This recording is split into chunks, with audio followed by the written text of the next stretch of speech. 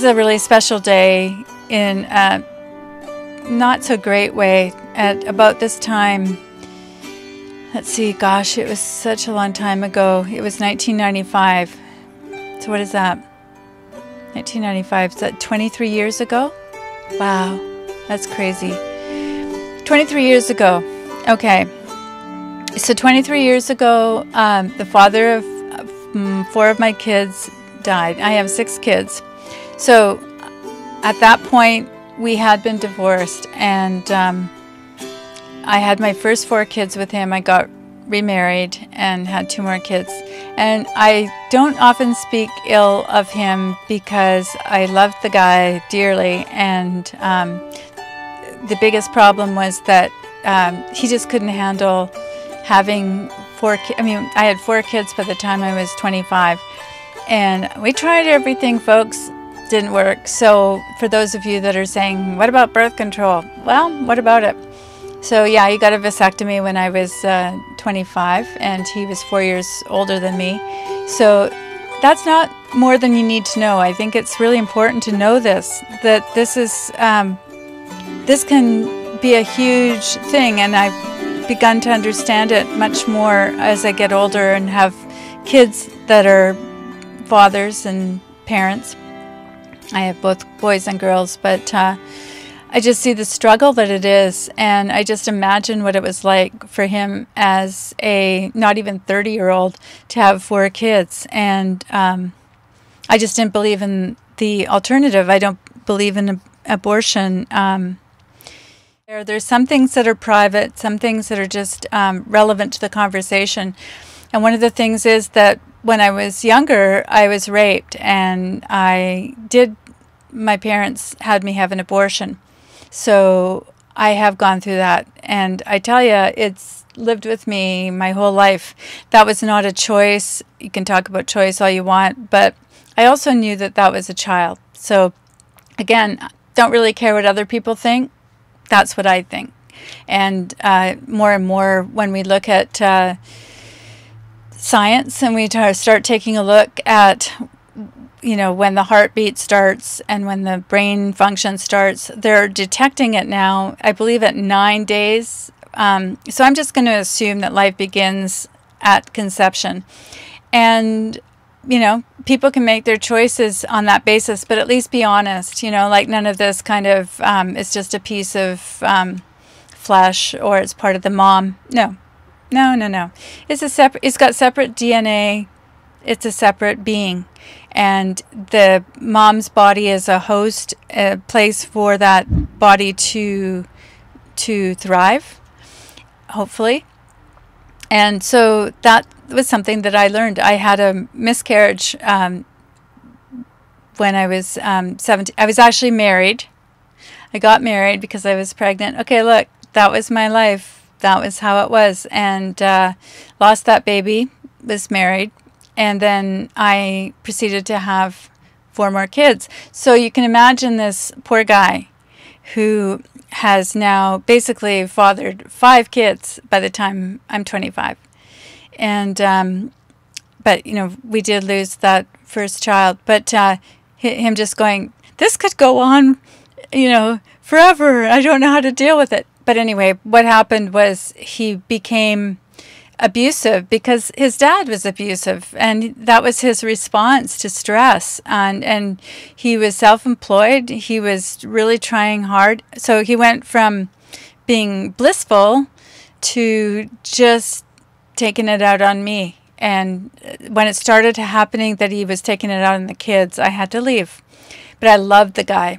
I have to tell you that. So regardless of when he died or what circumstances he was in, as it turned out, he was remarried, which I was ever so happy about because I was happily remarried. His wife was in Switzerland, and he drowned in front of our 12-year-old daughter.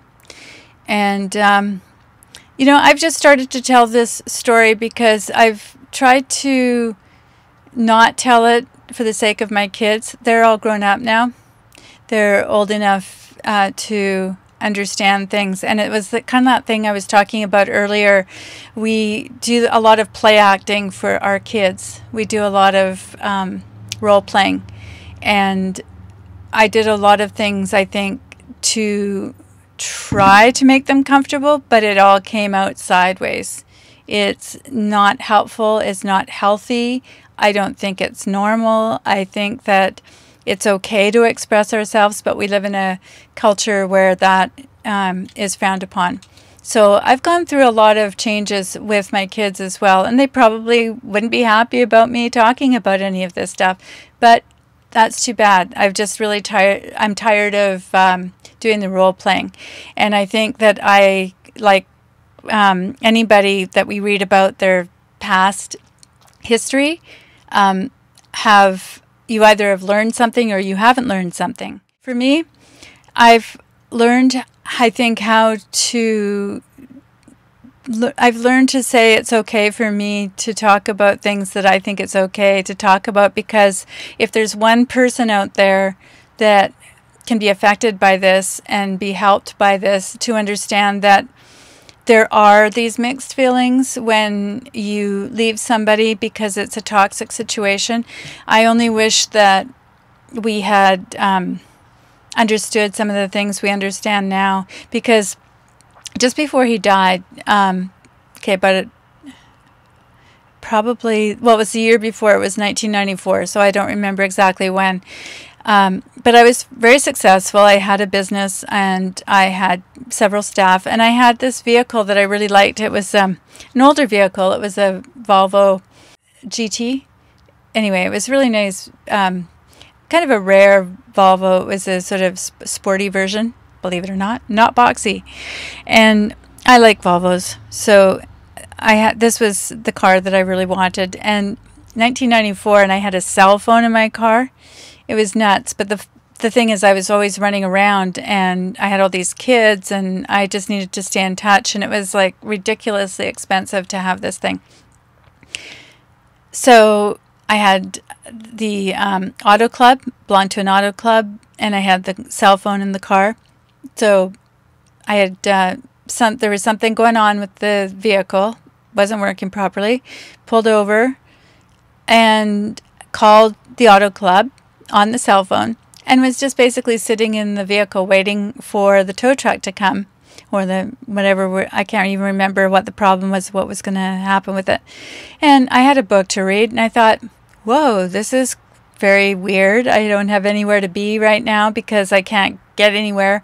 There's no kids around, and I was just really having a pleasant time reading a book, and there on the side of the road. And as I'm sitting there, the weirdest thing, because his name's Ken, my first husband, happened to come by. He was on his way to a job or something, and he stopped. He saw me there on the side of the road. Now remember, we're both remarried. I've got 2 more kids. He's got the 4. They didn't have any more kids, but he's remarried.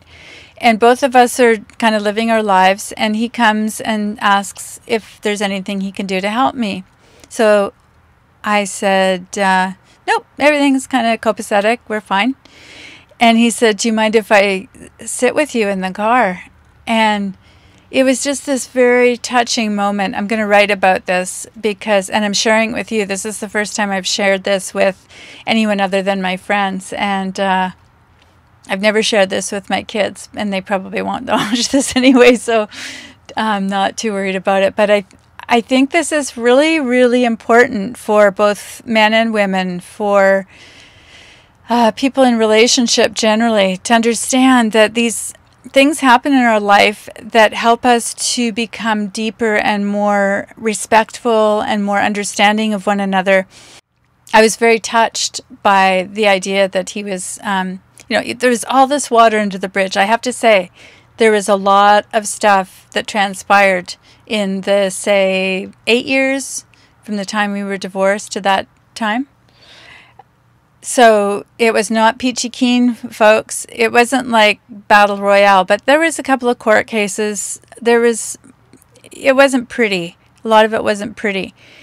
But this was just a moment where we were kind of almost like back to being in love again. It was a very strange experience. And he sat in the car, and he just looked over at me and he said, I really respect you. And to this day, I'm not feeling verklempt or anything, but it touches me so deeply. And I just said, why didn't you ever tell me that in the 12 or 13 years that we were married? And he said, I don't know, I just couldn't. And I think that's the thing. When we're young, we feel like we're going to lose something if we give something to somebody else. And at that point, he was maybe 41. He died when he was 42. So I'm assuming it was when he was about 41. And I have a kid who's 42. And I just see how that has happened in their life, where they've come to this place of reckoning or just understanding so much more about themselves.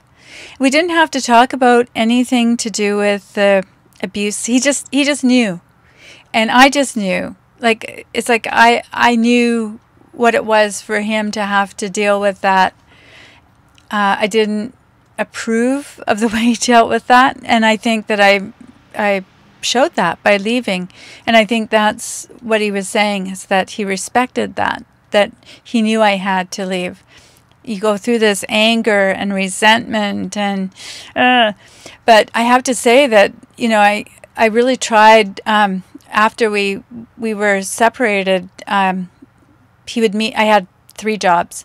I had a business, and then I had 2 other jobs, and he would meet me after the 3rd job and pick me up and take me back home, where I was sharing a house. And so I had somebody there with the kids. But, we were trying to take that time just to kind of work things out. And we were celebrating our anniversary. So it probably would have been our 13th anniversary. So technically we were still married but separated. And we went to this restaurant, and we were trying to sort of work things out. And I basically we were getting to the bottom line sort of stuff. And I said, well, this is what I need, or whatever the lingo of the day was. And it probably was not well said, I'm sure. But anyway, he said, well, I'm not going to change, so you're going to have to change.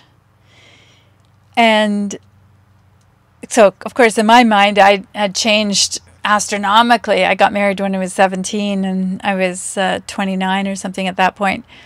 But it doesn't even matter about whether I had changed. I think if somebody draws a line in the sand and says, I'm not going to change, so you're going to have to change, then there's no hope. I don't do the karma thing, but what goes around comes around. And I think that if we treat people a certain way, then it's going to come around either in this life or the next, when we will meet the judgment of our actions. And to me, it's like maybe we'll just have to sit down with God and go through the tape of our life and go, I did that, and maybe see how the other person felt about it. I don't know. Just, it's a good thing I'm not God. I didn't have it figured out. But that's kind of how I see it. It's not, like we convict ourselves. We don't have to have somebody there with a big gavel going, you did this wrong, you did that wrong. I didn't need that when we were sitting in the car after all this stuff had happened. Because really what happened was we both went, I really love you. Underneath all this other crap, I really love you. And I think what he was saying was, I've done a lot of changing, even though I said I wasn't going to change. And I could see that. And I think it probably took maybe 10 years for him. I was always ready to go back into the relationship. I just couldn't go back on those terms because I needed him to get some real counseling. We'd done counseling, but I needed him to get to the heart of what it was that made him hit, and I thought maybe he's hypoglycemic. I had all these different ideas about what it might be, and I would have stood by him while he went through those changes, while he went through that process. But when you put that line in the sand and say, I'm not going to change, you're going to have to change, that doesn't work. And I think kind of what he was saying that day was, I get it. And I just said to him, like, what I was sensing and what I was getting, and whether it was overt or whether he said it, I can't remember. I said, well, like, you're remarried now. I'm remarried. I have 2 kids. I'm not breaking up another family because we have these needs or ideas or whatever. But the following year when he died, that's the state of mind I was in. I loved that guy. And so many people kind of kept me in this box, including my kids, of why would you have left somebody that you loved? You can't have loved that guy. So for anybody that's out there that's having this kind of conflict, I think I've gone through huge amounts of depression and just so many different things. And I've never really been able to talk about how I feel about this because people have you in a box. You were separated, or you were divorced. Therefore, you didn't love that person. So therefore, you can't grieve about that person. Therefore, da da da da da da da. And I don't think we can understand the heart of another person. We hardly even understand our own heart, if we understand it at all. I don't think we do. But when we're not even looking to see what we stand for, that thing of somebody coming, seeing you by the side of the road, seeing that you might need help, and then seeing the humanity, and then all of a sudden your eyes are opened at that moment to the fact that you still love this person. This person is really worth loving. You never really stop loving them, but you go through all this sort of rigmarole because why else would you be divorced? One of the things I find really interesting as a single person is when people will say, oh, I had a really great relationship with my last 2 wives or whatever, even the last wife or the mother of my kids. Oh, we co-parented and we had a great relationship. See, to me, that is a sign of somebody that will leave at a moment's notice. Because if you still can have that kind of relationship and you weren't able to push through and you weren't having the heck beaten out of you, why aren't you still together? I don't know if that makes sense to you, but that's how I feel about it. Don't tell me that you're still really good friends with your ex. I think it's great that you're good friends generally, but specifically, it doesn't bode well for the idea that you can push through the problems in a relationship, you know, and that you can be friends. Look, sometimes it's going to be damn hard, and it's going to be damn hard when you're a single parent or when you're with another second or third partner. It's going to be hard. Before I was a Christian, I dabbled in the occult, and I think that was the situation I was in when I got raped. I was really young. I was 14 or 15, but I was hanging around with drug dealers. I was hanging around with people that were that I shouldn't have been hanging around with.